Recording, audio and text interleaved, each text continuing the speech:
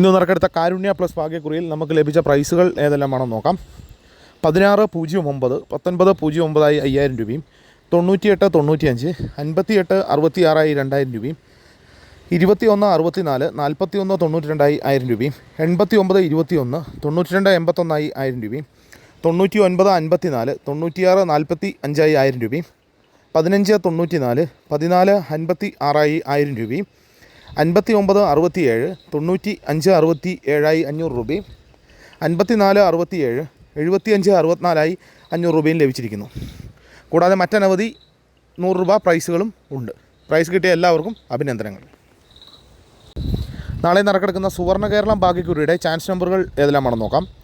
89 76, 85 97, 21 07, 97 80, 99 57, 41 56, 05 17, 09 17.